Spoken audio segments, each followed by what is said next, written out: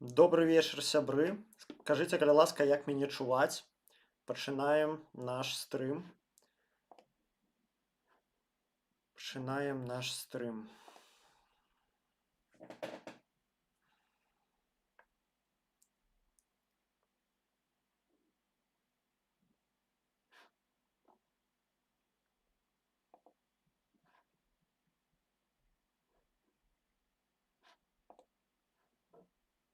Я сябе бачу, добра.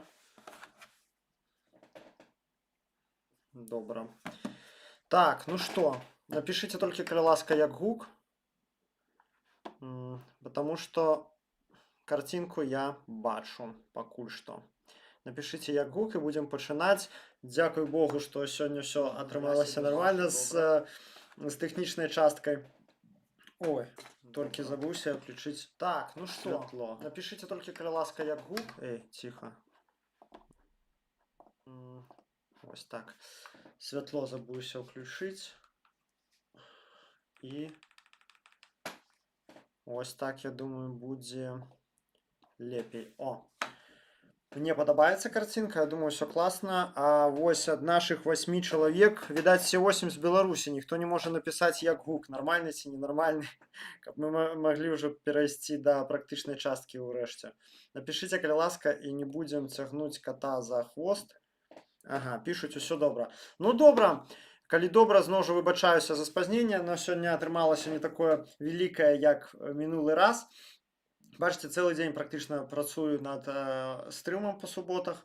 Вось, і ўсё роўна часам не укладаюся у таймінг, таму што да халеры інфармацыі, думаеш, што адабраць, а іншы раз і не ведаеш, што б такое распавесці, каб усім было цікава і каб яшчэ датычылася Беларусі, бо, канешне, у свеце кожны дзень штосьці цікавае адбываецца, і на агульнафіласофскія, на агульнапалітычныя тэмы таксама я люблю разважаць, але хочацца кожны раз паразмаўляць пра штосьці такое, што датычна непасрэдна Беларусі, не сыходзяць у нейкія дзебры, якія нам не блізкія. Так, сёння у нас наступны расклад. Расклад у нас такі. Ну, спачатку, як звычайна, навіны, не такія кідкія, не такія папулярныя, якія вы маглі б прапусціць тэарэтычна. Потым мы пагаворым, ну, напрыканцы этого блоку я ўжо ў гэты раз не вылучаў у асобны блок, пагаворым пра Іран, што там адбывалася. Па ходу справы я буду вам розныя карцінкі, відосікі паказваць, каб хто глядзіць, маглі мяне яшчэ і глядзець, не толькі слухаць. Вось, на Ютубе. Потым пагаворым пра вядомую канцэпцыю заката Еўропы. Што яна азначае, адкуль гэты тэрмін з'явіўся. Ну і паслухаем паралельна, дакладней я перакажу частку прамовы Марка Рубіа, гэта міністр замежных спраў, дзяржсекретар ЗША, ну, па-нашаму, па-еўрапейскі міністр замежных справаў Марка Рубіа наконт вось лёсу Еўропы, што па ягонаму меркаванню Еўропа робіць не так. Ну, пасля гэтага перайдзем да удзелу Святланы Ціханаўскай у Мюнхенскай канферэнцыі па бяспецы, увогуле удзелу беларусаў там, і геапалітычнаму лёсу Беларусі, таму што гэтая тэма, яна зараз на слыху, шмат гэтых сварак, санкцыі, не санкцыі, што рабіць, здымаць санкцыі, быць нам нейтральнымі, быць нам фінляндызаванымі, ці ісці нам у еўразвяз і НАТО. Але маю пазіцыю вы ведаеце, тым не менш, мы сёння вось падрабязна абгаворым вось гэту канцэпцыю буфернай дзяржавы, якой некаторыя эксперты і некаторыя палітычныя дзеячы хочуць бачыць Беларусь. Вось, ну, парамежку між усімі гэтымі блокамі, як звычайна, я буду зачытваць вашыя пытанні з чаціка. Значыцца, 16 чалавек нас глядзіць на дадзены момант. Сябры, я вельмі прашу ўсіх, хто глядзіць ужо зараз, пастаўце лайк. Пішыце ў чацік все вашыя пытанні, што вам цікава. На ўсё буду па мажлівасці адказваць, канешне, у межах разумна, калі не будзе 1000 пытанняў. Ось. І раскідайце спасылку на гэты стрым сваім сябрам, знаёмым, каб болей людзей пабачыла. Як вы цудоўна ведаеце, YouTube не надта ахвоча прасоўвае беларускамоўны контент, але мы можам яму дапамагчы. Гэта машына, якая працуе на нашых лайках, на нашых рэакцыях, і ад нас толькі залежыць. Некаторыя рэчы ў гэтым свеце ад нас не залежаць, але колькі чалавек паглядзіць гэты стрым, зойме гуманістычную, чалавечую, беларусацэнтрычную пазіцыю, залежыць ад нас наўпрост. Таму поедем, поскочам по навінах. Памежнікі Польшчы затрымалі 8 падазроных у кантрабандзе з дапамогай паветраных шароў. Гэта на гэтым тыдні было. З іх 4 літоўцы і 4 палякі. Ні одного беларуса, што цікава. Только з пачатку года палякі ўжо затрымалі 16 падазроных. Бачыце, добра змагаюцца. Мне цікава, што гэтыя людзі затрыманыя змогуць распавесці з польскім спецслужбам пра свае сувязі з КДБ. Бо тое, што гэтыя паветраныя шары, гэта не выключна тэма нейкіх крымінальнікаў польскіх, літоўскіх, гэта абсалютна відавочна. Гэта сімбіоз мафіі і спецслужб. Вось. Далей сябра Трампа запусціць ва ўкраіне свой навінавы тэлеканал Newsmax Ukraine. Чаму мяне зацікавіла гэтая навіна? Сябра Трампа, Крыстофер Радзі запусціць ва ўкраіне свой канал, запусціць, окей. Але тут ёсць іншая цікавая тэма. Зараз я вам яе пакажу. Вось вам скриншоты з інтэрв'ю Снежаньскага Лукашэнкі з каналам Newsmax TV, якое было інтэрв'ю на сайце адміністрацыі Лукашэнкі. І хто ў яго, як вы думаеце, браў інтэрв'ю? Яго брала інтэрв'ю Грэта Ван Сустерн. Гэта ніхто іншая, як адна з вядоўцаў Newsmax TV і жонка Джона Коула, пра якога распавядаў адным са сваіх першых стрымаў. Вось такая рэч, насамрэч, гэта неяк прайшло міма мяне. Тое, што гэта інтэрв'ю ўвогуле адбылося, і браў яго не хтосьці, а жонка спецпрадстаўніка па Беларусі ад Трампа Джона Коула. Гэта, конечно, цікава, я не стаў бы... І плюс гэты самы канал, ён зараз акапваецца ва ўкраіне. Я не стаў бы з гэтага рабіць нейкія супер далёкія высновы, але сітуацыя вымалёўваецца цікавая, будзем за гэтым сачыць. Вось. Ганконгскага медыямагната Джиммі Лая прысудзілі да 20 год турмы за падтрымку прадэмакратычнага руху ў Ганконгу. Гэта, канешне, кепская вельмі навіна, таму што з таго года, як там у іх прыблізна як і ў нас, можа не так масава, канешне, але як з 20-го года у іх былі пратэсты ў Ганконгу, працягваюцца рэпрэсіі, і да сусветных СМІ даходзяць, канешне, толькі самыя невялічкія часткі гэтай рэпрэсіўнай працы, толькі крупіцы інфы, таму што, СМІ і так перагружаны ўсім на свеце, што ім справа да таго, што ў Ганконгу пасадзілі яшчэ там 50 ці 100 чалавек. Вось, там, на жаль, судовую сістэму они так, і ўвогуле дзяржаўную сістэму пасля гэтых так пратэстаў перарабілі, што каб яшчэ больш узмацніць прывязку да Кітая і залежнасць ад Кітая. А кіруючая эліта Ганконга сама ўся, менавіта большая яе частка, пераважна яна пракітайская, яна заняла бок імперыялістаў і супраць уласнага народу. То бок у гэтых пратэстах Ганконг не падтрымаў пратэстоўцаў, я маю на ўвазе афіцыйны Ганконг, і яны засталіся, можна сказаць, сам-насам з Кітаем, і больш за тое ганконгскія ўлады выконвалі цалкам усе патрабаванні Кітая, потому што Ганконгам там такая складаная нефармальна адна краіна, але пры гэтым у них там вельмі свая сістэма. Самі пратэсты они палыхнулі пасля таго, як захацелі ўлады Ганконга дазволіць экстрадыцыю людзей у Кітай. Вось. І то бок раней яны хоць і лічыліся часткай Кітая, не маглі, не экстрадавалі людзей у Кітай. Но потым уже Потым уже адбылося тое, што адбылося. Ну вось з гэтым лаем ён сядзіць сам з 20-го года, толькі зараз яго асудзілі, і суд Ганконга заявіў, што ён быў ідэйным натхняльнікам змовы з іншаземнымі сіламі. Бачыце, ўсё як пад капірку, ўсё адно і тое ж. І разам з ім асудзілі яшчэ 6 ягоных супрацоўнікаў.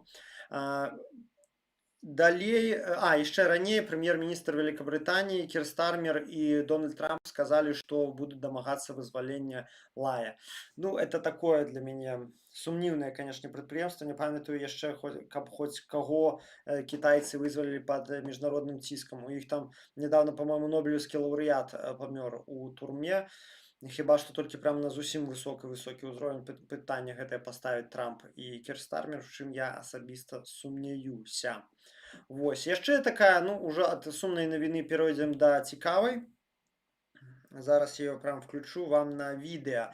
9 лютага ў ЗША захапілі чарговы расійскі танкер. Ніхто асабліва гэтай навіной не захапляўся, не зрабіў з ёй сенсацыю, таму што яна такое робіцца ўжо руцінай. І гэта, канешне, для нас добра.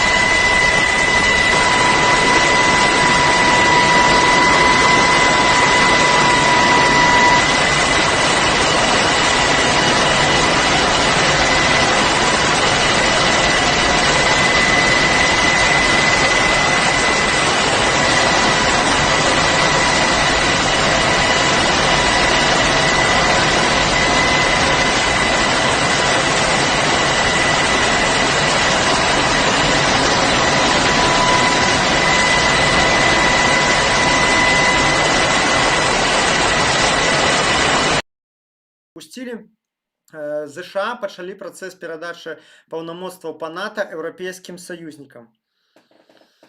Пра гэта паведамляецца ў афіцыйнай заяве НАТО. Адгэтуль усе 3 камандаванні аб'яднаных узброеных сіл НАТО, АУС аператыўнага ўзроўню, якія раней былі ўзначалены амерыканцамі, зараз будуць перададзеныя ў кіраванне еўрапейцам. А менавіта камандаванне АУС Норфолк узначаліць Вялікабрытанія, камандаванне АУС Неапаль у Італіі узначаліць уласна сама Італія і камандаванне АУС Брунсум Нідерланды узначаліць Германія і Польшча на ратацыйнай аснове. Все, вернуўся гук назад, я мяркую, правильно? Так, вернуўся. Выбачайце, калі ласка, маю неуважлівасць. Змены гэтыя адбываюцца з нагоды таго, што краіны, не з нагоды, хутчэй правільна сказаць, адбываюцца з той інтэнцыяй, каб краіны Еўропы адыгрывалі больш значную ролю ў кіраўніцтве НАТО. У заяве НАТО так і сказана, цяпер усе камандаванні АУС, 3 камандаванні АУС, якія былі ўзначалены амерыканцамі, будуць узначальны аператыўны ўзровень будзе узначальны еўрапейцамі у выпадку будзе-якіх крызісаў і канфліктаў. То бок гэта азначае, што ў выпадку вайны кіраваць, прынамсі на базавым аператыўным узроўні, будуць самі еўрапейцы. Я лічу, што гэта добра. І вось яшчэ які момант. Часта кажуць пра тое, што існуе нібыта нейкі там раскол між захадам і прабачце, у захадзе між амерыканцамі, на захадзе між амерыканцамі і еўразвязам. Насамрэч, я лічу, што ніякага расколу няма. Ёсць трэнні, ёсць супярэчанні, ёсць лакальныя дыпламатычныя і эканамічныя канфлікты, якія абумоўленыя, па-першае, некаторай розніцай светапоглядаў між еўразвязам і Амерыкай і асобай самого Дональда Трампа. Вось, гэта вось і ёсць все это там темы наконт Грэнландыі, тарыфы, ўсё астатняе. Аднак узаемапранікненне эканомік, дыпламатычная, палітычная супраца між Еўропай і ЗША, яна зайшла ўжо так далёка, што альтэрнатывы няма ані ў еўразвязу, ані ў ЗША.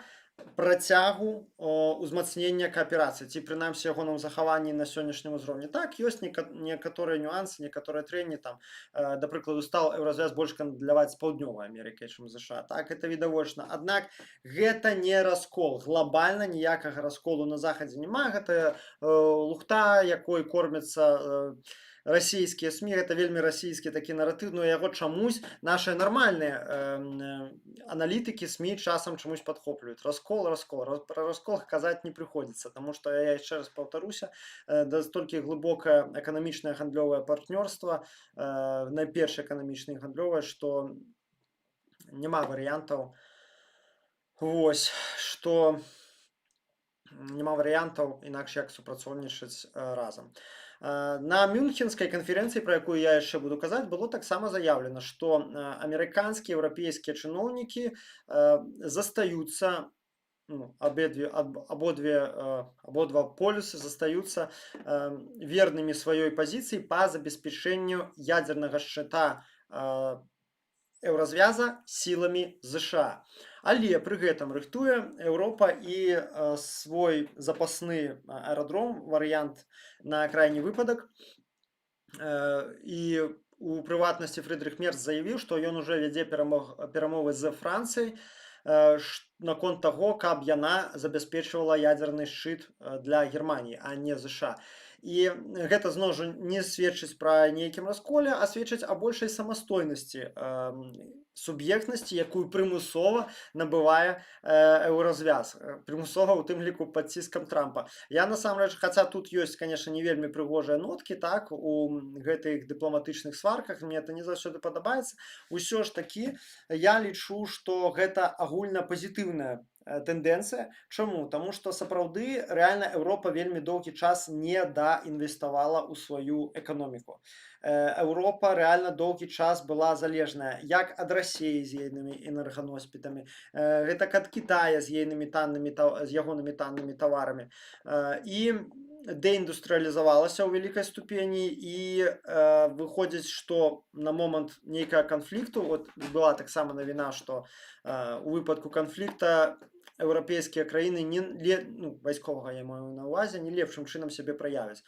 Вось, і у сувязі з гэтым як бы Трамп з нейкіх сваіх мэтаў, пра якія мы зараз не будзем казаць, ён цісне на Еўропу, каб яна выроўнівала свае падаткі, свае адсоткі, якія яны выдатковыя на абарону, каб яна больш складалася ў агульны бюджэт НАТО. Кажуць, мы не будзем усё гэта ташчыць.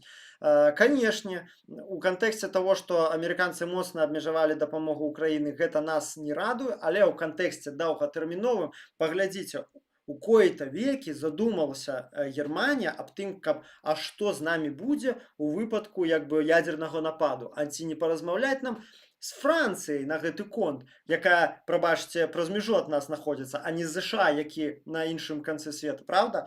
А яны задумаліся аб вытворчасці сваёй уласнай вайсковай вытворчасці, чаго не было раней, пака амерыканцы ўсё як бы сплаўлялі і прадавалі. Разумееце, таму я і задумаліся, што самае галоўнае, і аб гэтым мы калі-небудзь абавязкова яшчэ паговорым, аб стварэнні уласных вайсковых сілаў еўрапейскага НАТО. Макрон, дарэчы, той самы вельмі часта аб гэтым паўтарае. Я асабіста вельмі падтрымліваю гэтую ідэю, таму я паўтаруся, што насамрэч гэта добры для нас знак, што Еўропа набывае суб'ектнасць, што калі ад яе хай не прыгожа, хай часам па-хамску адварачваецца ЗША, тым не менш у доўгатэрміновай перспектыве гэта для нас плюс. Еўрапейцы вучацца жыць па новых правілах. Самі думайцеся, што яшчэ да нядаўняга часу аператыўным камандаваннем у выпадку вайны в Еўропе мусілі былі займацца амерыканцы. Абсурд нейкі, правда? То бок нашыя землі будзем не мы абараняць еўрапейцы, а амерыканцы, якія прыплылі за акеанам. Таму я падтрымліваю это. Все крокі ў бок самастойнасці Еўропы. І зараз пра Іран.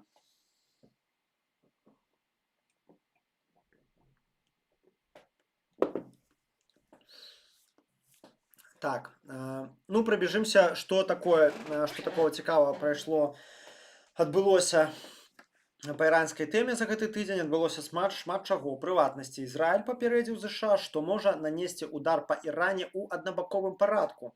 Аб гэтым піша Іерусалім Пост. Ізраіль мае засцярогу, што мажлівыя ўдары ЗША па Іране могуць насіць толькі сімвалічны характар. Нагадаю, раней я казаў, што па маім меркаванні ізраільтяне ўжо вядуць дыверсійную вайну нізкай інтэнсіўнасці на тэрыторыі Ірана, таму што вельмі шмат прыходзіць навінаў аб тым, што там выбух адбыўся, там СПА, супрацьпаветраная абарона, спрацавала, і ўсё над ваеннымі базамі, ўсё над ваеннымі базамі. То бок відавочна, што ізраільцяне адпраўляюць дроны туды, яны выконваюць пэўныя задачы, мажліва, там і дыверсанты ізраільскія працуюць. Мы не ведаем інтэнсіўнасць гэтага насамрэч, і мы не ведаем, якія мэты они перад сабой ставяць, але то, што праца ідзе, гэта адназначна, вельмі шмат аб гэтым паведамленняў, нельга іх все просто спісваць. То бок Ізраіль, і так як гэта ў іх пад бокам, яны ўжо працуюць. Далей, США тым часам адправілі на бліжні ўсход авіяносец USS Gerald R. Ford, а ударнай групе USS George H.W. Bush, якія стаялі да гэтага ля берагоў Венесуэлы, паведамілі быць гатовымі для перадыслакацыі туды ж, на бліжні ўсход. Каб вы разумелі, першы авіяносец Gerald R. Ford, ён можа несці больш за 75 баявых самолетаў, ну, типу, альбо адзінак авіятэхнікі. А другі, George H.W. Bush, паведамляецца да 90. Уявіце сабе, два авіяносцы, якая гэта моц, якія гэта маштабы.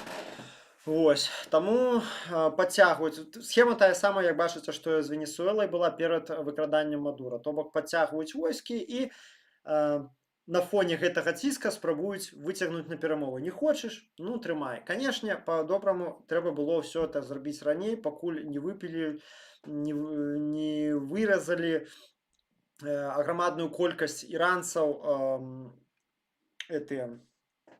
аятолла і ягоны рэжым. Канешне, вельмі шкада, што амерыканцы дазволілі гэта зрабіць, і ўжо гавораць Iran International, гэта іранскі апазіцыйны тэлеканал, ужо гаворыць, што і да 40 тысяч забітых можа быць, і відавочна, што адбываюцца ўжо пакаранні смерці ў турмах, жахліва гэта ўсё, канешне, дзейнічаць трэба было своечасова. Но аб гэтым яшчэ маленечкае слова мы скажам у гэтым блоке. Яшчэ цікавая навіна, што ж цяжкія вайсковыя транспартныя самалёты ВПС США Globemaster 3 і Super Hercules MC-130 прыземліліся ў Туркменістане. Super Hercules выкарыстоўваецца для паветраных аперацый, дэсантавання і перакідвання тэхнікі з дапамогай гелікоптера, а MC-130 выкарыстоўваецца для паветраных аперацый, дэсантавання і таксама перакідання тэхнікі з дапамогай гелікоптараў. Пры гэтым цікава, што ў Туркменістане няма афіцыйных авіябаз США. Тым не менш, гэтыя вайсковыя транспартныя самалёты дзесь селі. Ну і нагадаю, Туркменістан мяжуе з Іранам на паўночным усходзе, а ад Тегерана да Ашхабада па прамой 665 кіламетраў. То бок гэта менш за гадзіну лёту гэтым транспартным самалётам. Чаму яны туды прыляцелі? Не ведаю, але ёсць дагадка, я думаю, такая самая, як і у вас. Яшчэ таксама добрая навіна ад Wall Street Journal, што адміністрацыя Трампа патаемна направіла ў Іран у мінулым месяцы 7 тысяч тэрміналаў Starlink, каб дапамагаць пратэстоўцам каардынавацца і звязвацца, бо в Іране ўжо з пачатку пратэсту, там, по-моему, больш за месяц ужо адключаны інтэрнэт. Цікава, правда? І сказалі, што перанакіравалі з іншых нейкіх праектаў гэтыя грошы, закупілі 7 тысяч тэрміналаў Starlink і адправілі іх у Іран. Вельмі крута, я спадзяюся, што гэта дапамагло рэальна іранцам. Паведамляецца, што 12 лютага іранец Махамед Шакрамі, якога, відаць, хацелі арыштаваць пры сутыкненні з сілавікамі, забіў 2 сілавікоў. Махамед Шакрамі, як паведамляецца, быў сваяком дзяўчыны, якую забілі ў 2022 годзе таксама падчас пратэсту. Ну, мне гэта асабіста нагадала справу Зельцера такую, хаця мы не ведаем падрабязнасцяў, не ведаем нічога, але вось такая гісторыя была на адным з пратэсных тэлеграм-каналаў. Учора 13 лютага адбылася сустрэча Шаха Реза Пехлаві з Уладзімірам Зеленскім. Мне так грэюць душу сябры такія навіны, то бок яны гавораць проста, можа і не гавораць, но прынамсі выглядаюць як стварэнне проста фронту свабодных краін супраць рабства, супраць няволі, супраць імперыялізму, да папросту добро супраць зла. Вельмі добра малайчына Зеленскі, конечно, што з ім сустрэўся, знайшоў час, хаця яго шмат, я ўпэўнены, больш важных спраў. Між імі адбылася досыць цёплая размова, пераказваць ужо вам я не буду. Абодва заверылі адзін аднаго ў падтрымцы. І Зеленскі кінуў такую фразу, гэта тое, аб чым я раней казаў, што любая дапамога мусіць быць своечасовай. Вось, понятно, на чый адрас гэта укол, ну, тым не менш. Добра, што яны сустрэліся. Ну і што яшчэ вельмі цікава, у самім Іране працягваюцца выступленні людзей. Пазаўчора, калі не памыляюся, на чарговую гадавіну ісламскай рэвалюцыі 1979 года улады пачалі запускаць салюты, а людзі павылазілі з вокнаў, пачалі крычаць свае гэтыя звыклыя лозунги супраць аятолы, завяртання шаха, ма абхарин магарде, пахлаві бармігарде. Вось зараз відосікі паглядзім.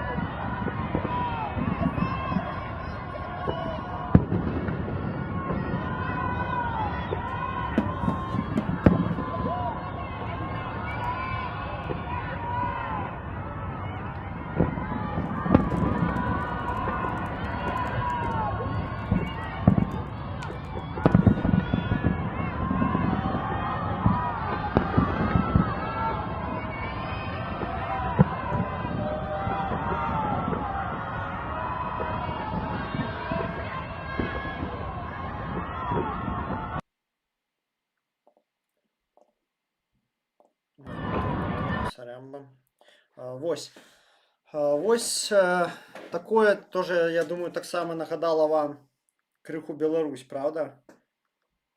Тое, што ў Беларусі адбывалася, таксама як у нас уже на злёце пратэстаў, людзі збіраліся ў дварах і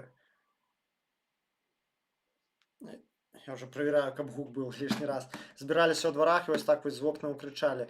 Акрамя таго, у горадзе Нурабад таксама былі пратэсты школьнікаў, гуртаваліся таксама і крычалі лозунги. Уявіце, я просто здзіўляюся, не ведаю, што думаць, да какой ступені гэтыя іранцы смелыя, як яны не шкадуюць уласнага жыцця.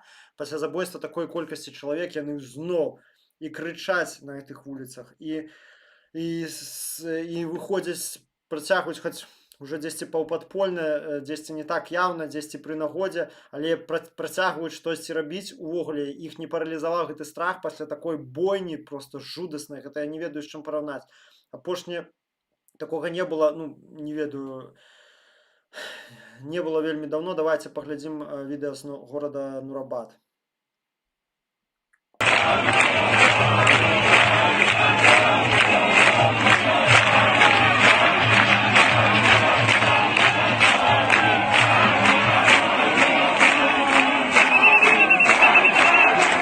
Прабачце, памыліўся са школьнікамі, гэта іншае відэа, гэта проста людзі, калі не памыляюся, на пахаванні.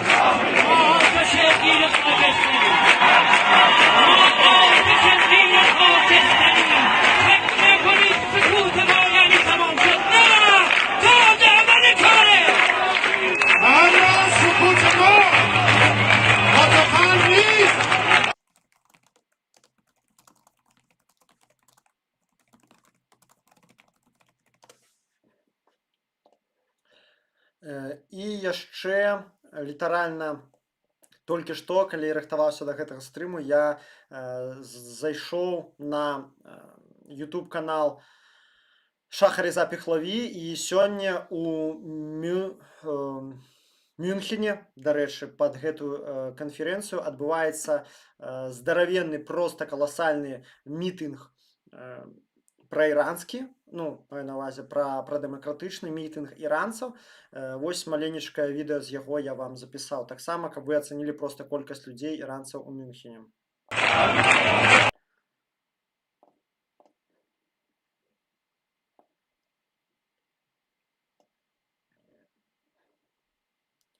Вось так, як это была запіс экрана, я ўжо не стаў там гук не дадаваў, просто там людзі стаялі, скандзіралі лозунгі, ну, ацаніце колькасць людзей. Ну і апошняе, што да Ірана, прыйшла такая навіна, просто таксама шакуючая, што КВІР, корпус фронтавых ісламскай рэвалюцыі, і міністэрства выведкі зганяюць людзей на мітынгі у падтрымку рэжыма, зганяюць менавіта сваякоў забітых альбо сваякоў затрыманых. А сваякоў затрыманых зганяюць пад такой нагодай, што калі мы іх казнім, калі вы не прыйдзеце на мітынг у падтрымку аятолы. Вось такая вот дзіч адбываецца. Дай Бог хутчэй перамагчы гэтых, ну я не ведаю, як іх назваць, гэтых нелюдзей, гэтых садыстаў, забойцаў. Вельмі шкада, што акрамя Ізраіля і ЗША ўвогуле мала хто ў Еўропе шавеліцца на гэты конт, каб спыніць гэта ўсё. Ну што, сябры, перайдзем такім чынам да наступнага блоку, пагляджу хуценька чацік і перайдзем да закату Еўропы. Так. Ну, нічога асабліва новага ў чаціку няма, пытанняў няма, хаця глядзіць 34 чалавекі, усе маўклівыя, ну, а мажліва, все проста з Беларусі сядзяць. Сябры, дзякуй вялікі ўсім новым, хто падключыўся. Нагадаю, хто забыўся, пастаўце лайк гэтаму відэа, гэта важна. А зараз пра закат Еўропы. Ну, ёсць, увогуле, адкуль взялася гэтая канцэпцыя. Быў такі філосаф нямецкі напрыканцы 19 стагоддзя, на пачатку 20-го, Освальд Шпенглер, і ў 1918 годзе ён напісаў кнігу яна называлася «Untergang des Abendlandes», «Закат Еўропы». І там была такая мараль, што вось Еўропа ўжо не тая, ўжо пайшла не на той бок, і мараль не тая, і каштоўнасці не тыя, і бла-бла-бла. Я гэтую кнігу не чытаў, хачу, калі пацягну сваю нямецкую, прачытаю ее абавязкова. Але цікава, што я ўвогуле адзначыў да сябе, што размовы пра закат, ну, будзем па-расійску казаць, захад Еўропы, захад Еўропы, ну, не гучыць не зусім зразумела. Вядзецца гаворка пра Гішпанію і Партугалію, да, ці пра сонца, якое заходзіць за гарызонт. Будзем казаць расійскае слово закат. Размовы пра закат Еўропы, яны вядуцца прыблізна столькі ж, колькі існуе такі палітычны панятак, як Еўропа. І зараз вось гэтую тэму вельмі імкліва падхапілі расійскія прапагандысты, якія выцягнули гэтага Шпенглера, начинают рассказывать: вот, смотрите, еще тогда мы говорили, что Европе трындец, а тут вот и ЛГБТ, и однополые браки, и там еще что-то мне еще яны там любят сказать. Ну и рождаемость у них падает, иммигранты их всех уже захлестнули, и исламизация, все там уже, все скоро в Европе будут ходить в хиджабах и молиться Аллаху. Вот это, ну, вот такие российские нарративы, якія, зноў жа, апошнія гадоў 20, напэўне, гучаць. Все, конечно, с прогнозами о тым, што еўразвяз хутка развалится, а ён толькі прырастае новымі сябрамі чамусь, да, замест таго, каб разваліцца. Адвалілася пакуль што за ўвесь час існавання еўразвяза, гэта з 92-го году. В 92-м было падпісанае Маастрыхтскае пагадненне, в 93-м ратыфікаванае. І за весь час гэты адвалілася за 37 год, нет, вру, за 33 гады адвалілася одна держава. Ось, а астатнім толькі пашыраюць. Таму, канешне, чаму я і бачыце самнейл такі для відоса выбраў крыху іранічны, так? Закат Еўропы, ніякага закату Еўропы не існуе. Не было яго ні ў 1918 годзе, няма яго зараз, але паслухаем, што гаварыў, не паслухаем, дакладней, я вам зачытаю, што казаў Марка Рубіо на сённяшняй канферэнцыі. Я выбарачна так, вядома, не ўсю ягоную прамову. Мы сабраліся сёння як сябры гістарычнага альянсу, пачынае ён сваю прамову, які захаваў і змяніў свет. Калі ў 1963 упершыню прайшла гэтая канферэнцыя, гэта адбылося ў падзеленай краіне, Германію мае на ўвазе. Фактычна увесь кантынент быў падзелены. Лінія паміж камунізмай і свабодай праходзіла праз сэрца Германіі. Камунізм тады быў на маршы. На валаску трымалася тысячы гадоў заходняй цывілізацыі. І перамога была далёкай ад відавочнай, але намі рухалі агульныя мэты. Мы былі аб'яднаныя не толькі тым, супраць чаго мы змагаліся, мы былі аб'яднаныя тым, за што мы змагаліся. І разам Еўропа і Амерыка атрымалі верх. То бок ужо ідзе такое супрацьпастаўленне Еўропы і Амерыкі з захаду цемрашальскаму камунізму, і ён падкрэслівае адзінства Еўропы і Амерыкі ў гэтай барацьбе. Але эўфарія ад гэтага трыумфу, працягвае Рубіо, прывяла нас да небяспечнага зману, што мы уступілі ў, цытата, канец гісторыі, што кожная наша нацыя цяпер будзе ліберальнай дэмакратыяй, што адны толькі повязі гандлю заменяць дзяржаўнасць. Ну, тут конец цитаты. Тут ідзе отсылка до книги знакомитой Фрэнсіса Фукуямы 1989 года, якая называется «Конец гісторыі», який ён абвяшчаў, што ўжо Савецкі Союз быў на парозе скону, ўжо там была рынкавая эканоміка, што вось зараз ужо скончылася гісторыя, няма вось гэтага супрацьстаяння, скончылася халодная вайна, а разам з гэтым скончылася гісторыя, і ўсё, ўжо ўвесь свет не сёння-заўтра будзе ліберальнымі дэмакратамі, і мы ўжо входзім, это, понятно, крыху маркетынгавая была назва, у іншую нейкую ступень развіцця, якой не будзе геапалітычнага супрацьстаяння. Гэта аказалася неправдай, як бачым, і Фрэнсіс Фукуяма потым прызнаў сваю памылку. Вось тут да яго ідзе адсылка ў Марка Рубіо. Далей, гаворыць Марка Рубіо, гэта была дурная, не то, што сусветны парадак, заснаваны на правілах, забыты на сёння тэрмін, заменіць нацыянальныя інтарэсы. То бок, бачыце, ён супрацьстаўляе глобалісцкую ідэю сусветнага парадку нацыянальным дзяржавам. І, канешне, бачна, што ён на баку нацыянальных дзяржаваў. Такі тыповы падыход для рэспубліканцаў. І што мы будзем жыць у свеце без межаў, дзе кожны будзе грамадзянінам свету. Гэта была дурная ідэя, якая ігнаравала як чалавечую прыроду, так і ўрокі 5000 гадоў гісторыі. Яна дорага нам каштавала. Тут я, канешне, катэгарычна не согласен з Марка Рубіо. Хочу сказаць, што калі ён далей і пазней там гаворыць пра... Хаця не, ведаеце, я вам дачытаю уже цытату до конца і пракаментую уже все выказванне цалкам.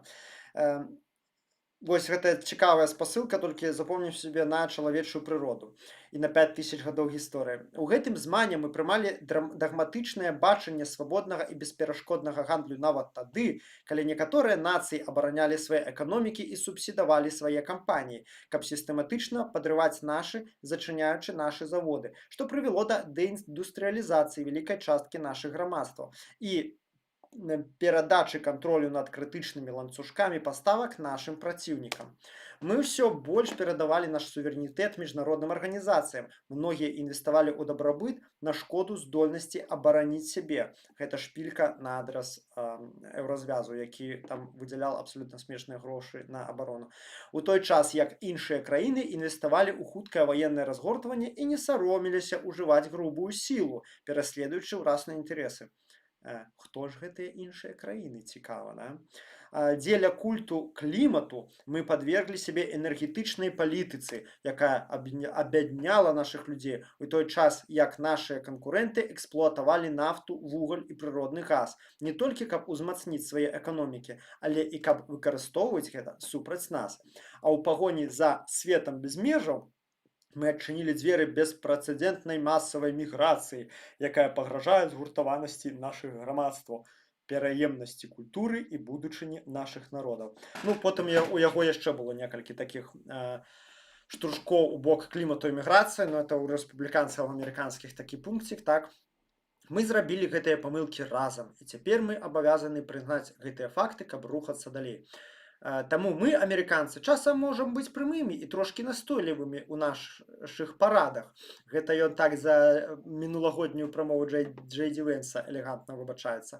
Прычына ў тым, што нам не ўсё роўна. Мы глыбока перажываем за вашу і нашу будучыню. І калі мы не згаджаемся, гэтыя рознагалоссі сыходзяць з глыбокага пачуцця занепакоенасці за Еўропу, якая нас звязвае духовна і культурна. Гэта вяртаючыся да папярэдняга тэзісу, якой я вам казаў, сябры, ну, аб якім размове можа ісці гаворка, калі дзяржсекратар кажа увесь час на працягу сваёй прамовы, падкрэсліваю, мы адзіныя, у нас адна мэта была ў мінулым, у нас адна мэта зараз, і ў будучыні мы таксама мусім рухацца разам. Ну і кажа такую фразу: мы ў Амерыцы не зацікаўленыя ў тым, каб быць ветлівымі і акуратнымі апекунамі кіраванага занепаду захаду. Вось вам пра гэты занепад, адсылка зноў жа да Освальда Шпенглера. І Вольфганг Ішынгер, старшыня канферэнцыі, згадаў пасля, што у прысутных быў такі калектыўны ўздых палёгкі, што як знак таго, што урэшце ён сказаў рэчы, якія ўсім спадабаліся. Ну вось, зараз пракаментую выказанне Марка Рубіа. Канешне, гэта такі вельмі цікавы мікс з шэрагу здаровых досыць думак, правільных, з класікай рэспубліканскага светапогляду. То бок, вельмі цікавая такая рэч атрымоўваецца, што амерыканцы хочуць, не амерыканцы, правільна сказаць, рэспубліканцы хочуць так ці інакш кіраваць, дамінаваць у свеце, правільна? Яны хочуць захоўваць дамінаванне вайсковае, дамінаванне фінансавае і дамінаванне эканамічнае. Але пры гэтым, ось гэта рэч, якую я асабіста не разумею, яны не хочуць несці ўсе астатнія наступствы, якія прыносяць гэтае дамінаванне. То бок, першае, што мне ўвогуле не зразумела, гэта вось гэта бязглузная адмова зменаў клімату.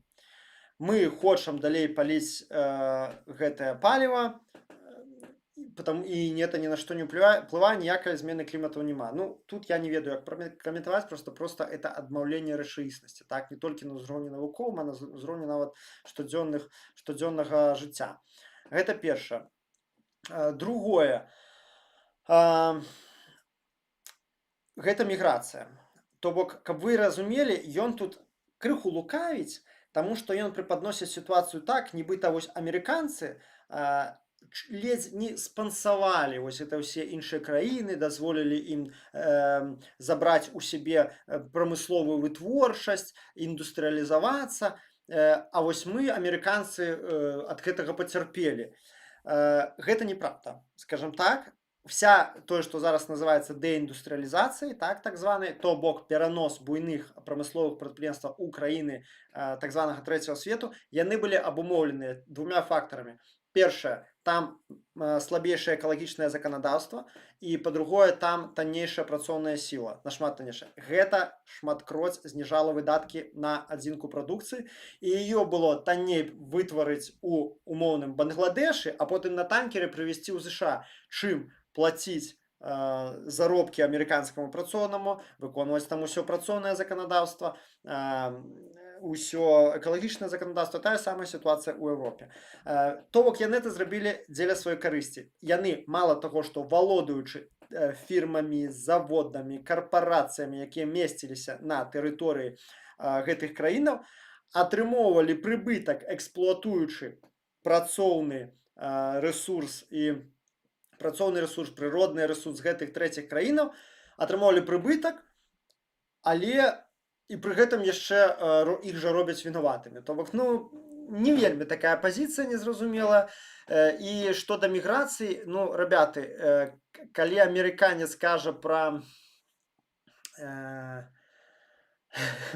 то, что миграция это зло, ну, можно только посмеяться.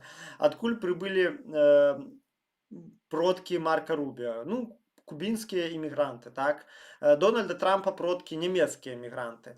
А вы тут, ну, я упэўнены, что калі взять там американскую элиту, да, там, и поглядеть их продкаў, то полова кажется, что и не вельмі-то легальные иммигранты, так? Не вельмі-то яны легально знаходзіліся на тэрыторыі США.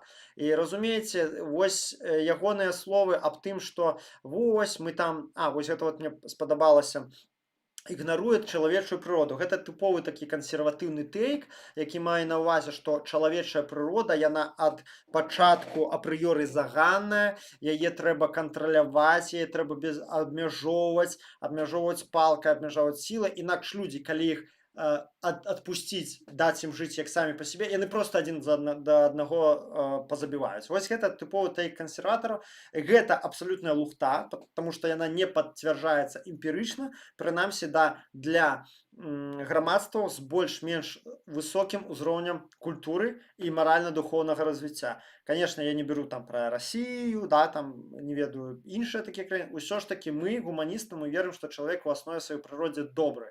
Так, і добрае яму рабіць у цэлым прасцей, чым зло. Так? І то бок зло ён робіць у якасці выключэння, а добрае ці нейтральныя ўчынкі ён робіць як правіла. У гэта мы верым, і, в прынцыпе, гэта пацвярджаецца эмпірычна, таму што калі б гэта не было так, чалавечая цывілізацыя не выжыла б, не было б гэтых 5 год, пра якія гаворыць 5000, прабачце, год, пра якія гаворыць Марка Рубіо, што, маўляў, вось гэтая ідэя свету, пабудаванага на правілах, і тое, што гандаль заменіць сілу, яна супярэчыць абсалютна 5000 год развіцця чалавецтва. Увогуле памылковы тэзіс на 1000%, таму што 5000 год якраз такі пацвярджаюць гэтую ідэю. І мы бачым, што на працягу ўсіх 5000 год развіцця чалавецтва зніжаецца колькасць гвалту. Ёсць статыстыка, кому цікава, я покажу ў наступным стріме. Зніжаецца колькасць гвалтоўных смерцяў людзей па ўсей планеце агульна, ну, статыстычна, так? Змяншаецца колькасць войнаў. І на сённяшні дзень, ось 2026 год, пры ўсіх вынятках, якая б там не было праблематычнае наше жыццё, кепска, у цэлым, калі браць па планеце, ніколі яшчэ за 5000 год не было так мала войнаў, так мала забойстваў, так мала гвалтаў, так шмат правоў чалавека і так шмат дэмакратыі ў свеце. Ніколі за 5000 год такога не было. І рэальна мы бачым, што увогуле в цэлым гэтая сістэма працуе. Рэальна гандаль звязвае розныя палітычныя адзінкі, дзяржавы, блокі і перашкаджае ім вступаць адзін з другой у войны. Гэта працавала ўсё 20-е стагоддзе. Канешне, універсальных схемаў няма. Всё калі-небудзь можа падвергнуцца карозіі, бываюць у любых правілах выключэння. Тым не менш, гэта працуе. Вось, далей. І нешта згубіў думку, но, карацей, Марк Рубіо гэта згубіў, на жаль, з віду, што рэальна альтэрнатывы-то няма. Людзей робіцца больш на планеце.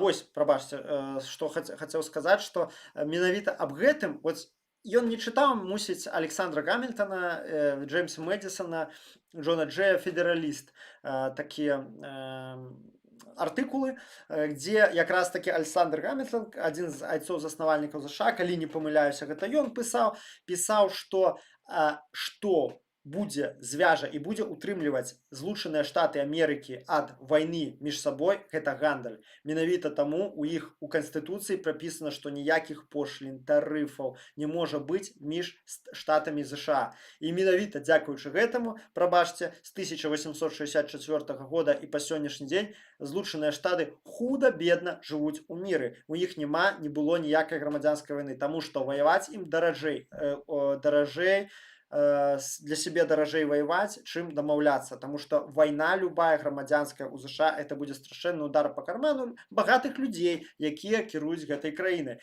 Таму у них няма вайны. Бачыце, Александр Гамільтон, Джеймс Мэдисон і ўсё цудоўна разлічылі яшчэ тады. Яны сказалі, зараз мы звяжам гэтыя штаты так між сабой, такімі моцнымі эканамічнымі звязкамі, што яны просто не захочуць між сабой ніколі ваяваць, якія б моцныя між імі не былі палітычныя супярэчнасці. Працуе, разумееце, ужо 200 год працуе амаль без малага. Вось. І я не бачу ніводнай прычыны, чаму это не можа працаваць на ўзроўні ўсяго астатняга свету. Ну, такім чынам, што Марк Рубіо, бачыце, раскрытыкаваў там звычайна міграцыю, то бок, як можна крытыкаваць міграцыю, то мы кажам, калі мы кажам пра свабодны рынок, вы ж амерыканцы, рэспубліканцы, вы за свабодны рынок. Як вы сабе уяўляеце свабодны глобальны рынок, а это агульны тейк там для рэспубліканцаў, што за дэмакратаў, без масавай міграцыі. І гэта немажліва, гэта аксюмарон. Людзі ездзілі з пункта А з пункт Б, вандруе працоўная сіла, вандруюць спецыялісты, гэта было і гэта ёсць, і гэта будзе. Канешне, дзяржава будуць гэта ставіць там пад кантроль, дзесьці перашкаджаць, гэта можа дзесьці гэта і трэба кантралявана. Зноў жа, ось, ну і спасылкі вось гэтыя на 5000 год гісторыі і астатняе, это, канешне, выдае у яго чалавека вельмі ідэалагічна ангажаванага, хаця сярод трампаўскай адміністрацыі гэта, канешне, далёка не самы горшы чалавек, прынамсі ён сябра Украіны, гэта для нас галоўнае. Вось, што датычна прамовы. Ну, галоўнае што ён засведчыў сваю еднасць з еўрапейцамі, гэта для нас такое самае будзе. Ён лічыць, што ўсе гэтыя праблемы і сваркі яны часовыя, і толькі што трэба, і што нам трэба разам ісці і выпраўляць памылкі, і ён сам падкрэсліў, што Еўропе трэба мацнець, трэба мацаваць свае цягліцы для таго, каб выконваць задачы самастойна нейкія геапалітычныя, эканамічныя, а не плесціся ў хвасце. І тут я, в прынцыпе, з ім згодзен. Пахуценька палежу ў чаце нейкія паведамленні. Вікторія піша, успела. І Honest Mind. Вікторія, прывітанне, і Honest Mind таксама. Дзякуй вялікі, рады, што вы прыйшлі. 26 чалавек нас зараз глядзіць. Відаць, все палова збегла за занадта доўгай цытаты этого Марка Рубіо. Блин, весь час хочацца яго Джей Ді Венсом назваць, ну ладно. Ну вось яшчэ такая цікавыя словы былі ў Урсулы фон дер Ляйен, это старшыня Еўракамісіі.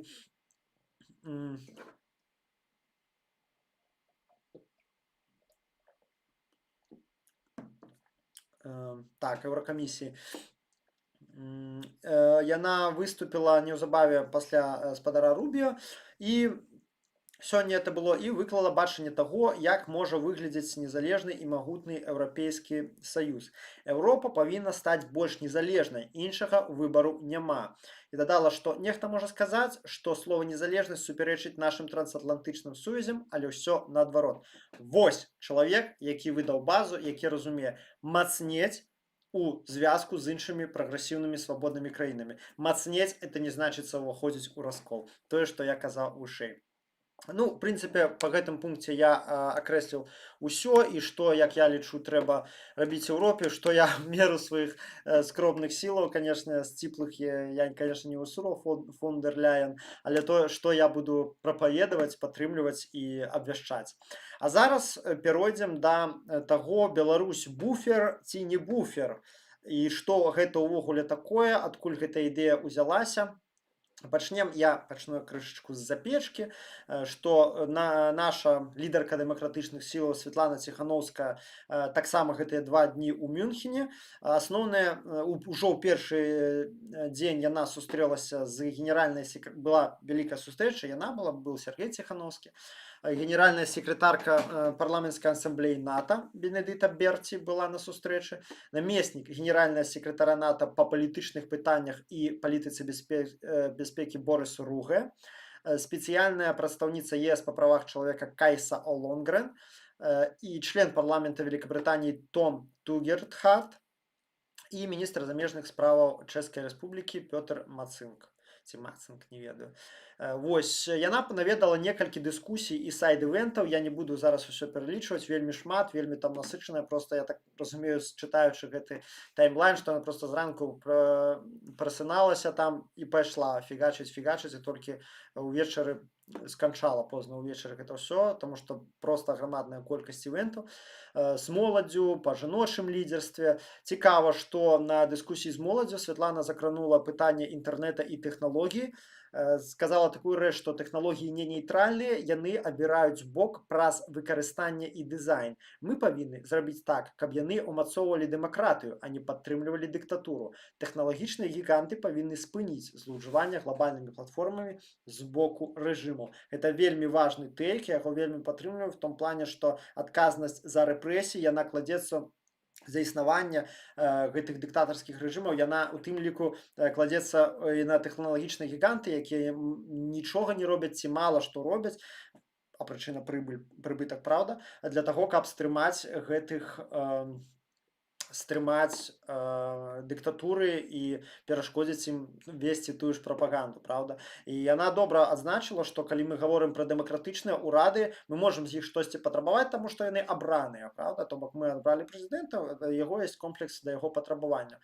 А калі гаворка ідзе пра карпарацыі, то мы нічога не можам патрабаваць ад них, акрамя выканання закону, так, не можам патрабаваць ад них пэўнай палітыцы па той прычыне, што іх ніхто не абіраў, і гэта мы вельмі зараз добра бачым. Гэта, я думаю, тоже быў камень у агарод Ілона Маска, што это чалавек, які, калі вы памятаеце, ён вмешваўся нават у выбары ў Германіі, спрабаваў туды пуціністаў прапхнуць эту альтэрнатыву для Германіі, правых папулістаў. Вось, і я думаю, гэта таксама аб гэтым гаворка, што ўсё ж такі тэхналагічныя гіганты, гэта такія існасці, дзе сканцэнтравана аграмадная ўлада, аграмадны рэсурс.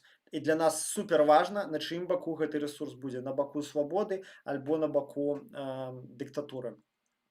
Вось, ну, падчас другога дня, гэта сёння ў Мюнхенскай канферэнцыі, Святлана Ціханаўская ўзяла ўдзел у панельнай дыскусіі «Беларусь у цэнтры ўвагі» Spotlight on Belarus. Хачу адзначыць, сябры, гэта першы выпадак, калі на Мюнхенскай канферэнцыі асобны івент прысвечаны Беларусі. Гэта такі, таксама з майго боку, пінок на бок тых, хто кажа: Европа на нас забіла, Европе на нас наплеваць, нас аддалі Расіі. Ну вось табе і аддалі Расіі. На Мюнхенскай канферэнцыі это вельмі важнае мерапрыемства, вельмі сур'ёзная імпрэза. Створаны быў цэлы івент чамусь 26-м годзе, правда? Наверное, сейчас все лукашэнкаўскія спецслужбісты напружацца, пабачыць у гэтым змову на 30-й год стопудова, што там собираются замежныя шпёгі, закидываць нам дыверсантаў, шатаць рэжым і свяргаць канстытуцыйны лад. Так это ці не ведаю, но тым не менш бачна, што Spotlight on Belarus, правда? Мы у цэнтры ўвагі, гэта вельмі добра. І, дарэчы, хтосьці са СМІ нашых пісаў, што сёння беларусаў гэты раз на гэтай канферэнцыі было больш, чым калі б то не было. Там і Марыя Калеснікаў была там на нейкім культурніцкім сайд-івенце, і Пракапеня такі. Вось. Ну, калі сумаваць усе тэзісы, значыцца, агучаныя Святланай на этой імпрэзе, нумар 1 гэта палітвязні.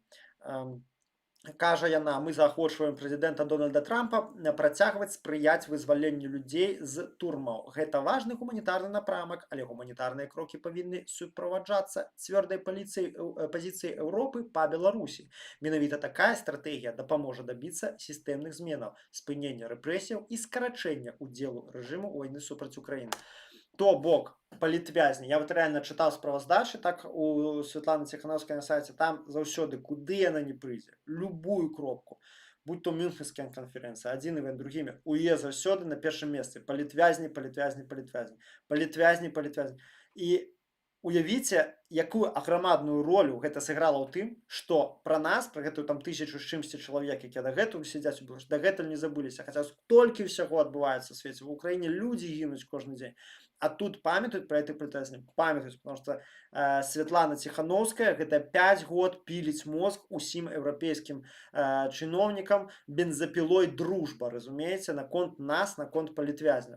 І гэта, ну, просто пасля гэтага, калі бачу, што некаторыя палітвязні выходзяць і пачынаюць паліваць лайно ў офіс, ну, не ведаю, для мяне это просто дзіка. Нумар 2 ейных прыярытэтаў гэта мілітарызацыя эканомікі і небяспека Еўропы з боку рэжыма. Ну, тут зразумела, яна спрабуе іх зацікавіць, і гэта сапраўды так, тэзісам аб тым, што бяспека дэмакратычнай Беларусі на вашых інтарэсах, таму што інакш будуць увесь час шары, будуць увесь час бескантрольная міграцыя, будуць з гэтай тэрыторыі бегці дыверсанты і рабіць у вас дыверсіі, як ужо адбылося недавно ў Польшчы. Нумар 3 з прыярытэтаў гэта падтрымка беларусаў у выгнанні. То бок увесь час яна адвакатуе і на мюнхенскай канферэнцыі таксама пра тое, што трэба адрозніваць беларусаў, якія збеглі ад рэжыма, якія вызваленыя палітвязні, і рэжым, каб у нас быў нармальны правовы статус, дакументы для падарожжа, доступ да адукацыі, да банкаўскіх паслугаў. Гэта вельмі супер, это ўжо прыносіць свой плён. Калі ласка, вось у Літве пазабаранялі навучанне базавае на ўсіх мовах там нацыянальных меншасцяў, а на беларускай пакінулі. Вы думаеце, просто гэта было дабіцца? Пакінулі правда, в адным месцы, у Віленскай толькі гімназіі, але тым не менш, факт, правда? Вось, гэтую працу таксама не трэба абясцэньваць. Вось. Ну і агульны тэйк Светланы там быў, што пытанне Беларусі павінна быць часткай усіх перамоваў пра бяспеку ў рэгіёне. То бок падвышаць нашу значнасць, каб увага была на нас, каб пра нас не забываліся. І яшчэ, што мне спадабалася, што пайшла гаворка пра магчымы візіт Светланы Тихановскай у штаб-кватэру НАТО на выступ перад дэлегацыямі краінаў чальцоў альянсу. Блин, калі гэта атрымаецца, гэта будзе просто вельмі крута. Вельмі крута. Вы просто уявіце, як падгарае у Лукашэнкі, што ездзіць жанчына, ну, яшчэ такая жанчына, якая без палітычнага бэкграунда, і ездзіць у тыя месцы, куды яго не запрашалі і ніколі ўжо, відаць, за яго на жыццё не запросяць.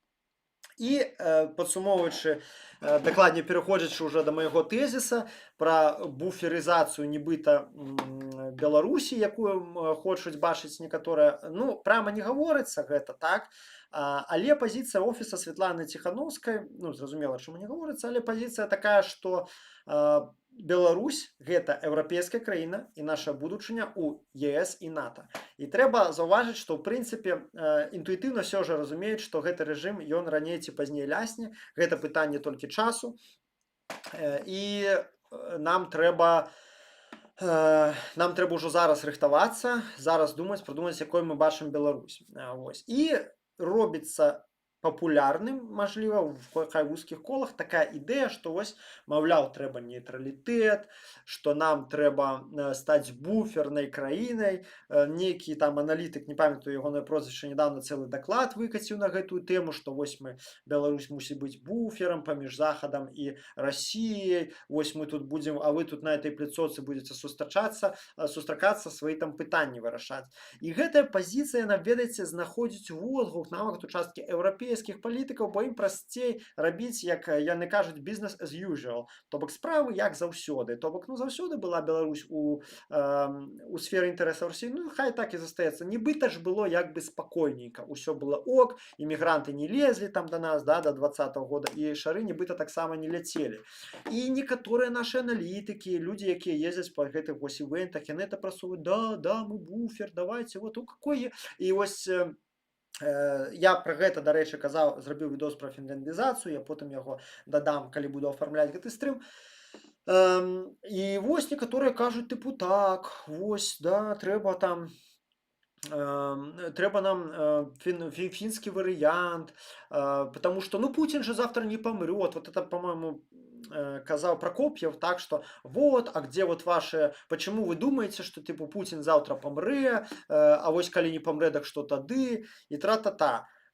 Типу, что критикує там Светлану Тихановскую за непаслядоўнасць хіба і офіс, так, за непаслядоўнасць у гэтым пытанні, за тое, што вось, за летуценнасць, вось, некаторыя любяць называць нацыянал-рамантики, людзей, которые выступаюць за сяброўства Беларусі у НАТО, у ЕС. Вот это все романтика, мы не можем тут выбирать, у нас еще самое лепшее, это еще для нас типу самый лепший вариант, самый реальный. А какой ЕС, нас там не ждут, мы там нікому не патрэбны, і тым больш у НАТО. Вось такая пазіцыя, да, што яны лічаць, што нейтралітэт для Беларусі гэта самае лепшае з мажлівага, а пра іншае не варта і марыць, бо Расія нас ніколі не адпусціць, Пуцін заўтра не памрэ і гэтак далей. Зараз я вам скажу, што я з нагоды ўсяго гэтага думаю, толькі мікраперарыўчык. Татьяна Лукашук. Микола не збеглі, збягаюць рабы. Чалавек вымушчан сохраніць жыццё і годнасць або дэпартаваны. Гэта мусіць пра тое, што я сказаў, што людзі, якія збеглі ад рэжыма, збегаюць рабы. Ну чаму не толькі рабы збегаюць? Ну ладно, не будзем спрачацца аб тэрміналогіі. Так ці інакш, перад тым, як я перайду менавіта да пытання гэтага буфера, 47 чалавек мяне глядзіць, сябры, я хачу вам нагадаць, што я сваю працу раблю на голым энтузіязме. Таму, калі ласка, калі у вас ёсць мажлівасць мяне падтрымаць, лепей за ўсё, канешне, гэта зрабіць на сталай падставе. Ёсць кофе, ёсць Patreon, вось у версіі Patreon, і в апісанні вы знойдзеце все мажлівыя рэквізіты, каб пералічыць мне столькі грошаў, колькі вы лічыце патрэбным, таму што наяўнасць сталага фінансавання, якого ў меня зараз няма, яна дазволіць мне адчуваць упэўненасць у заўтрашнім дні і маштабаваць сваю працу, каб тое, што паслухалі вы, слухалі зараз усе. Таму, калі ласка, калі у вас апошнія грошы, не трэба даваць. Я ведаю, што ў эміграцыі цяжка, з Беларусі людзі не могуць данаціць хіба толькі крыптой. На крыпту таксама, калі што ёсць у мяне рэквізіты ўнізе. Калі у вас апошнія грошы, конечно, не трэба этого рабіць, забяспечце перш за ўсё сябе, але калі у вас есть мажлівасць данаціць, заданаціць один раз, а лепей за ўсё стабільна, ад $5 тая сума, якая вам зручная, калі ласка, прайдзіце ў рэквізіты і падтрымайце. Загадзя дзякуй і аграмадны дзякуй тым, хто ўжо гэта робіць, падпісаўся на мяне на кофе альбо на Патрэоне. Вось, пра буфернасць Беларусі. Ведаеце, буфер, такое слово, словарнае вызначэнне ягонае, гэта штось, што паглынае удар. Прылада для спынення вібрацыі ці траскі між целам, якое рухаецца, і нерухомым целам, на якое прыходзіцца удар. Ну, вось, да прыкладу, баксёрская пальчатка, калі апранаеш на руку і б'еш чалавеку ў твар, яна выступае у якасці буфера між кулаком і тварам чалавека. Так? Гэтае слово, оно ўвогуле прыйшло з ангельскай мовы з сярэдзіны 16 стагоддзя, стараангельскай, ад дзеяслова buff, які азначае глухі гук пры удары. І гэтае старажытнае ангельскае слово, у сваю чаргу, прыйшло ад яшчэ больш старажытнага французскага buff, якое азначае удар альбо шліпок. Разумееце, галоўнае значэнне гэтага слова змягчыцель удара. І усе людзі, якія зараз сядзяць, там пішуць, гавораць, што Беларусь мусіць быць буферам. Вы мне скажыце, вы чый удар хочаце, каб наша краіна змягчала? Удар РФ па Еўропе, ну ці можа удар Еўропы па РФ, а якая карысць ад гэтага нам, беларусам? Вы хочаце, каб мы сталі тормозам на шляху чыейсьці агрэсіі? Я такога лёса сваёй краіне не хачу. Што самае страшнае ў гэтай канцэпцыі, то, што краіне у ёй, нашай краіне Беларусі, адводзіцца другасную роль. Роль правадніка чужых інтарэсаў, правадніка інтарэсаў больш буйных гульцоў. Тым самым мы пазбаўляемся суб'ектнасці. Баксёрскую пальчатку не пытаюцца, хоча яна ляцець у чысці твар ці не хоча. Я проста апранаюць на руку і б'юць, яна выконвае функцыю. Але мая краіна гэта не баксёрская пальчатка, гэта ніякі не буфер. Гэта мая краіна, у якой я нарадзіўся, вырас і хацеў бы з Божай ласкі памерці таксама там. Разумееце? У нас ёсць тэрыторыя, у нас ёсць народ, у нас ёсць нацыя, гісторыя, насельніцтва, мова, культура. У нас усё сваё. Але з такім падыходам мы рэальна можам пазбавіцца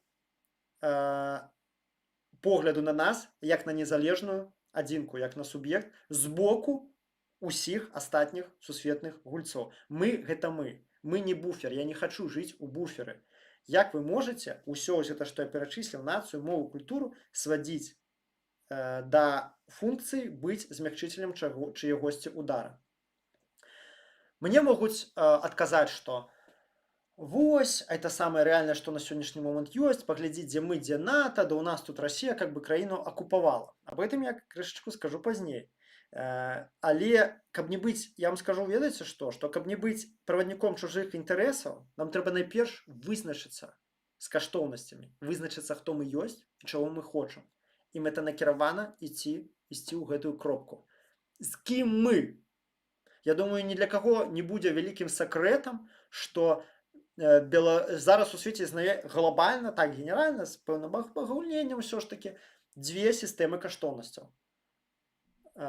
Гуманістычная і фашысцкая, назовем ее таким чынам. Так? Першая, у якой на першае месца асоба чалавека, правы чалавека, ну і ўсё, што да гэтага прыкладаецца. Rule of law, так, верхавенства права, вершынства права, дэмакратыя і аўтаномія асобы. А на іншым баку фашысцкі. Гэта, ну я не буду пералічваць, все судоў не ведаюць, гэта Рашка, гэта Кітай, гэта Паўночная Карэя і, на жаль, Беларусь, таксама ў гэтай абойме. Я лічу, я думаю, вы, дарагія гледачы, мяне падтрымаеце, што мы, беларусы, вызначыліся ў 2020 годзе, дзе мы хочам быць, з кім і на якім баку мы стаім. Якія б не прадпрымаліся пасля гэтага рэжымам, палкамі, электрашокерамі, кратамі, высілкі, для таго, каб перайначыць гэты выбар, ён ужо зроблены. Всё, кропка. Мы выбралі, мы рухаемся ў гэтым напрамку. Няхай мы расколатыя між іміграцыяй і турмой і тэрорам, в яком жывуць людзі, якія ў Беларусі. Усё ж такі выбар быў зроблены абсалютна ясна і выразна, што для нас дапушчальна, што для нас важна. І мы ў гэтым выбары не адні. Вось што вельмі важна, сябры. У нас ёсць саюзнікі. І правильно сказаў Зеленскі, што ў дадзены момант, у пэўны момант саюзнікі, на жаль, не праявілі такога імпэту ў абароне Беларусі, нашай у падтрымцы, які трэба было б праявіць. На жаль. Але з таго часу, з 2020 году, сітуацыя змянілася. І калі гавораць, што ой, Запад бросіў Беларусь, туда-сюда, ну прабачце, хто гэтыя гады ўтрымлівае беларускія незалежныя медыі, беларускія палітычныя структуры, хто гэтыя гады ўтрымлівае праваабарончыя структуры, якія зараз робяць шмат чаго, праўда, і многія з тых, хто мяне з нас глядзяць, так, і атрымоўвалі і дапамогу ад іх, і падтрымку, і ходзіце, вы чытаеце навіны, праўда, на беларускія медыі, праўда, якія ўсе жывуць за фінансавую падтрымку Захаду. Хто узяў, прытуліў сябе, ну, не прытуліў, правильней, конечно, сказаць будзе, хто падтрымаў, дазволіў стварыцца палку Кастуся Каліноўскага ва ўкраіне. Вось. І таму казаць, што нас хтосьці кінуў, альбо мы там нікому не патрэбны, ну, гэта проста непавага да тых, хто нас падтрымляе. Канешне, мы хацелі бы падтрымкі болей. Мы лічым, што недастаткова Захад робіць, у некаторых дагэтуль застаюцца ілюзіі аб тым, што такое Лукашенко, хто ён такі, як з ім трэба паводзіцца. Але трэба памятаць, гэтыя саюзнікі будуць з намі настолькі, насколькі мы гатовыя быць з імі. Яны не будуць рабіць нашу працу за нас. Яны не будуць ставіць, бегці наперадзе цягніка. Цягнік гэта мы. І калі мы хочам, каб да нас ставіліся сур'ёзна, успрымалі нас як суб'ект, мы абавязаны самі адзін аднаго паважаць, адзін з аднаго трымацца, мацаваць свае цегліцы і мацаваць сваю суб'ектнасць. Я ўжо казаў неаднаразова, як гэта рабіць. І паўтаруся яшчэ раз, гэта значыцца па мінімуму сварак, ніякіх расколаў па ключавых пытаннях, гэта ўмацаванне сваёй фінансавай незалежнасці. То бок беларусы мусяць сябе штосьці уяўляць як бы у плане матэрыяльным таксама, правильно, разумееце? Каб не быць заўсёды матэрыяльна залежным ад кагосьці іншага. І, конечно, арганізацыйная моц. То бок у нас мусіць быць моцны грамадскі сектар, у ідэале свае ўзброеныя сілы, рудыментам, ці зародышам, не ведаю, якіх з'яўляецца, на мой погляд, полк Каліноўскага. Гэта тое ўсё, чаго. І, конечно, мы все мусім падтрымліваць аднаго лідара. Гэта не значыцца выконваць усе ягоныя распараджэнні там Светланы Ціхановскай. Мной не камандуе Светлана Ціхановская, паверце. Я не ведаю, ну, мала кем камандуе, да, можа толькі людзьмі ў сваім офісе, так. Вось. Але гэта значыцца даваць гэтаму чалавеку крэдыт даверу, крэдыт падтрымкі. Усе мусяць працаваць на яе сімвалічны аўтарытэт. Усе. Нават тыя, хто не вельмі любіць, хто расчараваўся, каму не вельмі падабаецца, што яна робіць. А калі ўжо зусім не можаце, не хочаце, ну, прынамсі, не кідайцеся брудам. Таму што калі вы кідаецеся брудам, усё гэта вы толькі шкодзіце беларушчыне як такой, вы не шкодзіце ім асабіста, яны то перажывуць, разумееце. Ось. Таму адзінае лідарства, узаемная падтрымка і бясконцае мацаванне арганізацыйнага, фінансавага, вайсковага рэсурсу сілавога. Вось што будзе гарантам таго, што і за нас у сваю чаргу впрыгуцца. За украінцаў впрягся весь свет, фактычна. Уся Еўропа дык дакладна.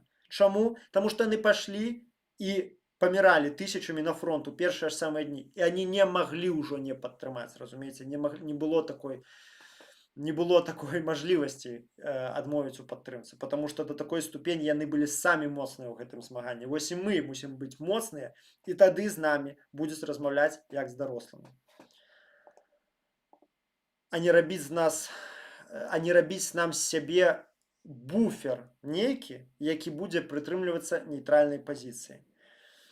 Ну, і тым больш, сябры, мы ўжо закранулі такой маральна-палітычны бок, так закранем яшчэ і прагматычны бок. У бягучым стане сваім Беларусь не можа быць буферам, бо у ваенна-палітычным дачыненні наша тэрыторыя падпарадкаваная РФ.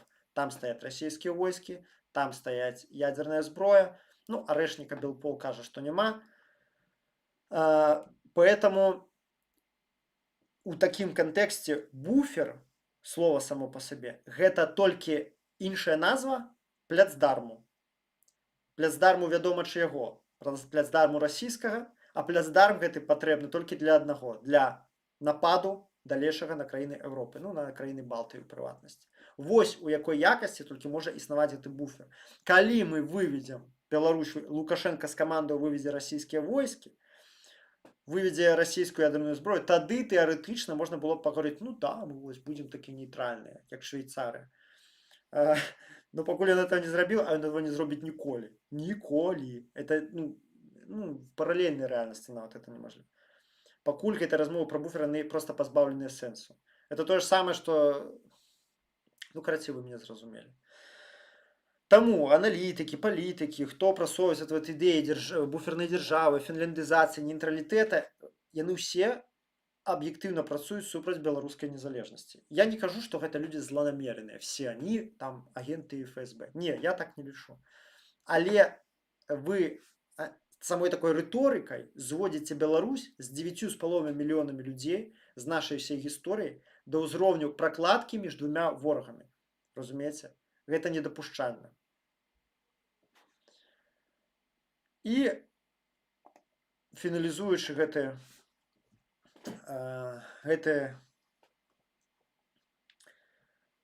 мою пазіцыю, ось, калі хтосьці яшчэ не зразумеў, што я хочу сказаць, я зайду з іншага метафарычнага боку.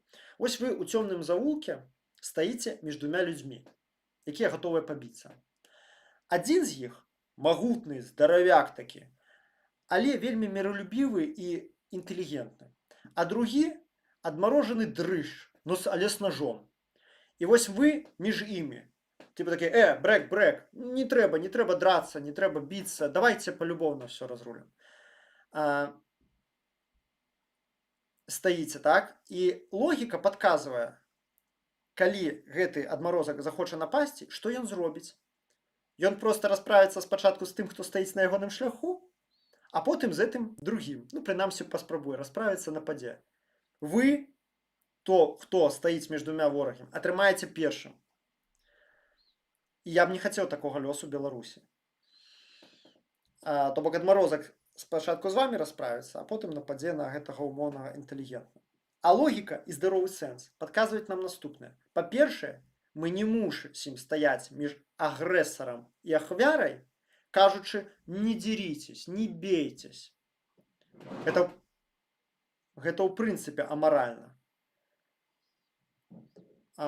Мы мусім абраць бок таго, хто аб'ектыўна правы. Аб'ектыўна правая, канешне, у гэтай сітуацыі можа быць толькі ахвяра, ніяк не агрэсар. Мы не займаем бок агрэсара. Это амаральна, это супярэчыць нашым каштоўнасцям. Дык вось, спачатку мы займаем ягоны бок таго, каго трэба рэальна абараніць, а потым мы разумеем, што адзін на адзін, зразумеўшы, што адзін на адзін яго шансаў супраць нажу няма, мы мусім уз'яднацца з тым, на каго хочуць напасці, і ўдвох адалець нападніка. Разумееце маю метафору? Гуртом і бацьку біць лягчэй, правда? Таму, сканчаючы гэты блок, мы мусім быць на баку добра. А бок добра ў нашым выпадку толькі адзін. НАТО і еўразвяз. Быць пракладкай між тым, хто хоча напасці, хто хоча фашызаваць Еўропу, хто працуе над этим дзесяцігоддзямі, быць боксерскай пельчаткай на руке таго, хто хоча знішчыць еўрапейскую цывілізацыю, я не хачу такога лёсу ў нашай краіне. Гэта недапушчальна. Ніхто не кажа, што наш шлях у еўразвяз і НАТО будзе усланы ружамі. Нет, просто не будзе. Гэта будзе доўгае змаганне. Аднак, калі мы пабачым гэту мэту і мы захочам да яе дайсці, мы да яе абавязкова дойдзем. Па гэтым пытанню ўсё. Я чытаю чатик і будзем сканчаць. 54 чалавекі глядзіць, я вельмі рады. Так, Honest Mind піша. Мікола, паразважай, калі ласка, на такую тэму. Як ідэя глобалізацыі суадносіцца з ідэяй нацыянальных дзяржаў? Ці пагражае свету уніфікацыя, альбо ён зразумее, што глобалізацыя павінна быць абмежавана? Это пытанне для асобнага стрыму, тому што я вельмі шмат пра гэта разважаў, вельмі шмат могу сказаць. Скажу толькі наступнае. Не трэба разумець глобалізацыю як уніфікацыю. Ні ў якім разе. Паглядзіце нават на ЗША, зноў жа возьмем. Ось вам такая глобалізацыя ў мініятуры. Прыязджалі людзі з розным бэкграундам, з рознымі мовамі, рознымі культурнымі традыцыямі, рассяляліся па розных штатах з рознымі кліматычнымі умовамі, рознай гісторыяй. У выніку, да якой ступені ЗША разнастайная краіна, якая стракатая, там ёсць усё, там жыве ці не 10 мільёнаў мусульман, мільён жыве гэтых крышнаітаў, жыве, пераважная большасць пратэстанты, процьма католікаў. Там ёсць пратэстантаў, там мільён всякіх дэнамінацый. Да нават кухня паглядзець. У кожным штаце свая кухня, у кожным штаце ёсць свае слэнгавыя словечкі, там ледзь не ў кожным штаце свой акцэнт, всякае такое. Але пры гэтым яны адзіныя. Пры гэтым ЗША гэта ЗША.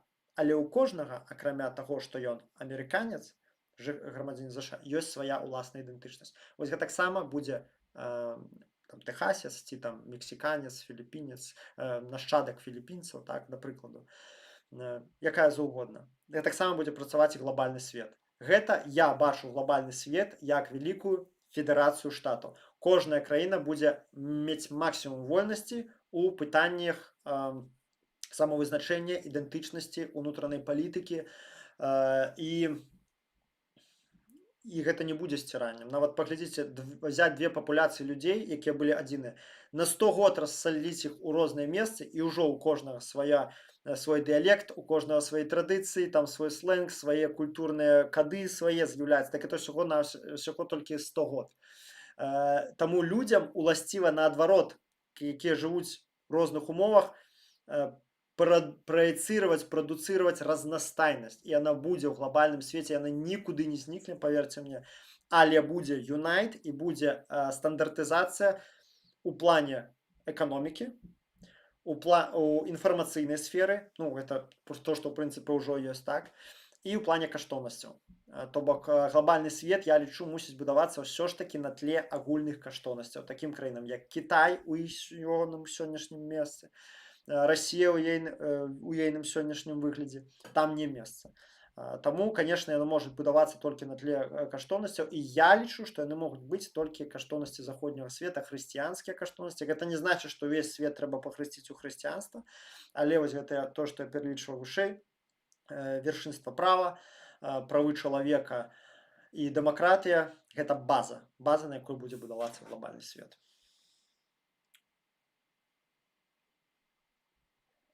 Так, Татьяна Лукашук, беглая, жаргон ад рэжыму. Ну, я не в том кантэксце гэта ўжыў. Ну, прабачце, калі кагосьці атараніла, я сам так не кажу, не падтрымліваю так гэтыя жаргонныя словечкі. Ось, але я просто сказал, што людзі збеглі. Ну, фактычна, па факце, як бы збягаюць так, ад рэжыму. Збягаюць ад гвалту, збягаюць ад турмы. Я просто і ў гэтым няма нічога крыўднага, зазорнага.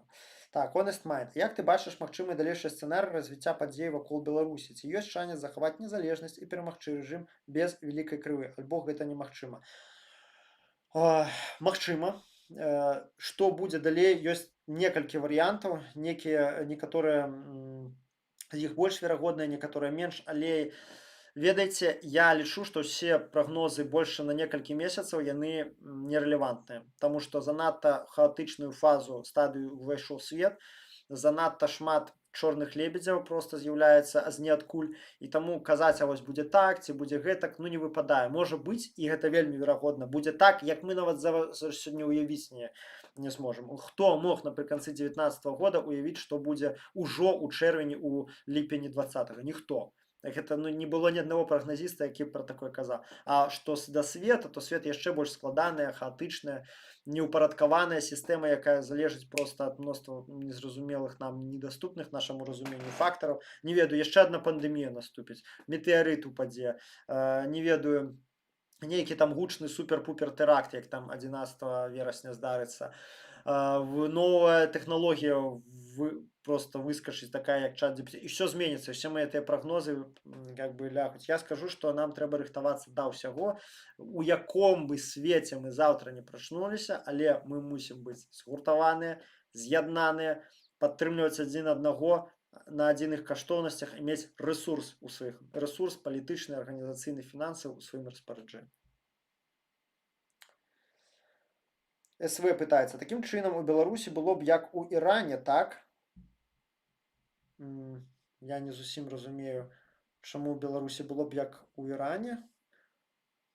Ну, ладно.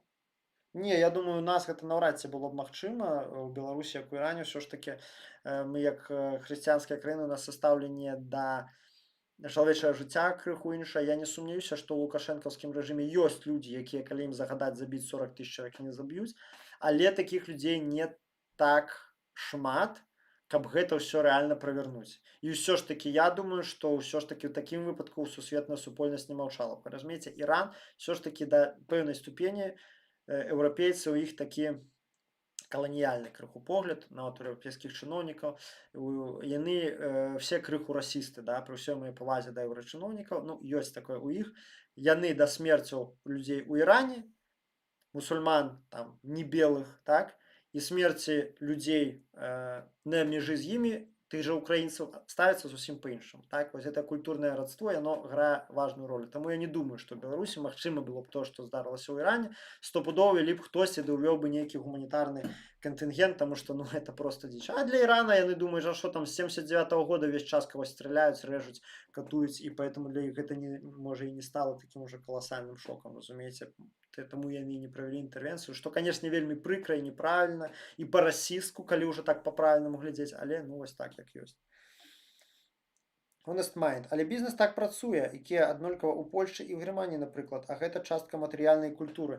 Ну, для бізнеса стандартызацыя гэта фактар выжывання, і будзе так стандартызацыя ў тым плане, што так па ўсім свеце будзе мажліва IKEA, мажліва Макдональдс, мажліва яшчэ нешта, але нават тыя ж Макдональдсы, яны, прыязджаючы ў новую краіну, яны адаптуюць пад, у них штосьці ёсць стандартызаваны, але яны пад мясцовую кухню таксама адаптуюць сваю вытворчасць, разумееце.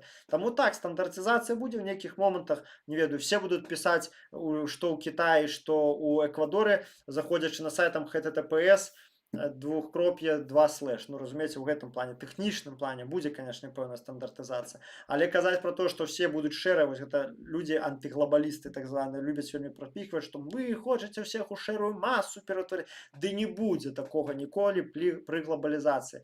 Нацыянальныя дзяржавы адамруць у тым выглядзе, у якім яны ёсць. Яны ўсе ператворацца ў штаты глобальнай федэрацыі. Конечно, мы все хацелі б, каб гэта стала здзейснілася як хутчэй, бо гэта будзе сапраўды канец войнаў, канец шмат якой дзічы, якая ў нашым свеце адбываецца. Мы ўсе гэтага хочам, але ну, калі это адбудзецца, я не ведаю. Мы адназначна на шляху да гэтага, это крок гісторыі, ну можа мы на этом шляху у нас будуць адступленні, адкаты на 10, 20, 30 год, так, это непазбежны гістарычны працэс, ён гетарагенны, ён ідзе нераўнамерна.